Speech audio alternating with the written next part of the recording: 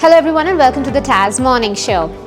Today we will be indulging in a world of perfumes and luxury fragrances with Mr. Salman Shama, who is the managing director and the third generation of Shama Perfumes.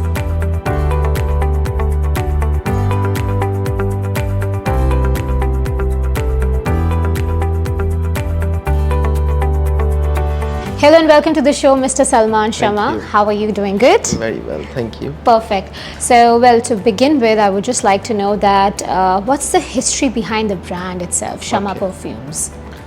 So, the story of Shama Perfumes began in 1977. So, it was founded by my grandfather, Omar Shama.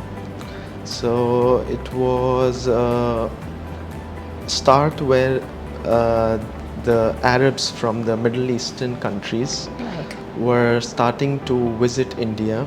Lovely.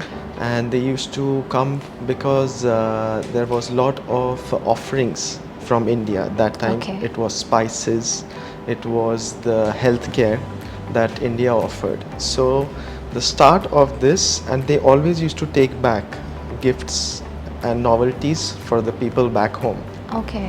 So this gave birth to the brand Shama. So we started with fragrance oils that we call attar in the industry. Moving on to the oud and the perfumes, and becoming a name, and it's been so many years, so many decades, and us as the third generation now, we're just trying to expand the brand and just take the legacy forward. Lovely. So what was the inspiration behind creating these extraordinary fragrances? So these extraordinary fragrances, to be very honest, all the fragrances comes from the inputs of the customers over the years. So a customer is the best teacher. So they come to us, they say, why don't you try this, and we've smelled this, and people have started exploring the world now. So they come back with good feedback. So that helps us frame the formulas to these mukhallats that we call, which are our creations. And most of the creations is by my father, Mr. Salman Shama, which he's been doing over the years. So we always take a bit of that foundation and twist it around. So that gives you the idea of the products of Shama, which makes it very distinguished, and people are appreciating it. Around the GCC. Lovely. Well, you have a really unique interior over here. It's very beautiful. So I just wanted to know that how are you blending in the Indian heritage with the Omani culture in what, like maybe I believe in fragrances as well as in the interiors. Could you share a little bit about it? Sure. So the idea of bringing the architecture from India, if you see the store, you will have a few glimpses of the store later. All these wallpapers and special carpets have been flown down from Jaipur. Which is known for their craftsmanship and especially the handwork. So when we found a space in Opera, so we were really delighted. So Opera itself is an epitome of Omani heritage. The building just stands as a meaning to all the people. So bringing that gave us a chance to explore our Indian heritage and mix it together. So that is what it will reflect from our interiors and our products, and we are always using the best sourced ingredients from India. And India being a vast geography, it is every state, every city has a unique offering. And they are distilling, so we have something from the south, we have jasmine coming from the south, we have things like rose and amber being distilled in places called Kannauj. So it is just a fusion. Lovely. Well, I just wanted to know a little bit about the Indian oud. That's also like pretty known around the world. We know the Middle Eastern oud, but could you share a little more about the Indian oud? Yeah, so if you've seen in the last decade, once the oud has always been there for decades. We've been known for selling oud from the times it was introduced to the Arab culture. But now what has happened with the French impact, where major French companies you see nowadays are using oud. Right. So the awareness of oud has become larger. Right. In a way, and so people resonate better now. So the Middle Eastern crowd, which knows about the oud, they are well familiar with it.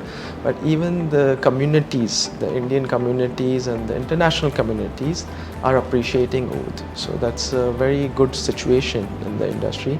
And knowing that the features of oud adds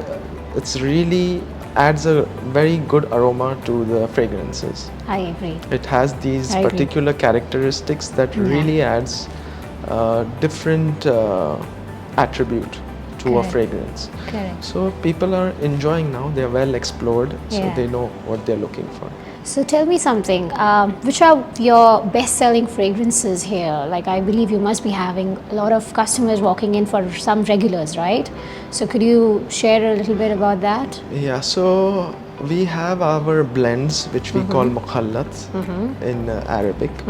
So we have mukhallat shumuk, which is a beautiful blend of jasmine and oud. Jasmine and oud. Yeah, nice. Well preferred by the Omani culture and the crowd. Then we have things with oud, saffron and rose. Nice. So we call it mukhallat malaki. Okay. So that is a great one also. And we do pure oud oils. Okay. So we've named one which we've been selling for decades to the kingdom here. Lovely. And it's called Sultani. Sultani. It was named after the Sultan Qaboos. Yes, yes. So it was a Sultani name, which came to this Denal Oud, and it's doing very well. Lovely. And in the fragrance side we do fine fragrances. So we have something, a product called the Hub, which is getting quite some attention. And a few other blends of oud with for home fragrances, like the oud matar is popular. Lovely. And we're growing our product line as we are discovering the tastes of the people, and we're always adding to it. Lovely. So do we see any other store opening soon in Oman or maybe anywhere around the GCC countries? To be honest, too early to say. Okay. But yes, we always wanted to take it from Oman. Right. Because it's given us a lot of recognition over the years. Right. So it's always good to take the brand from Oman. It's an Indian brand from Oman to the GCC. So we have like Riyadh and Qatar that we are looking at. Lovely. Which are great avenues. Lovely. So we hope to establish that soon. Lovely. Just like out of the top of my head, I was just thinking, how come you decided to come to Oman as like the first destination in the Middle East? Yeah, that's a very good question. It's because the people of Oman and the association with my family for so many decades. My father, Mr. Salman Shama, who's the chairman. So it is just a sort of a connection. You just connect with people. So we've been supplying here to the people of Oman, and most of them know about us. So it was very important for us to have a flagship store. So that we could show the legacy. The people who didn't know about us will start knowing more about us and taking it from here to the GCC. Lovely, lovely. Well, I wish you all the best for future, and it was a great chat. Thank you so much for being on the show with us. Thank you for having us. Thank you. Pleasure. Thank you. The pleasure is all mine. Thank you. Well, for more updates like these, follow the Arabian Stories.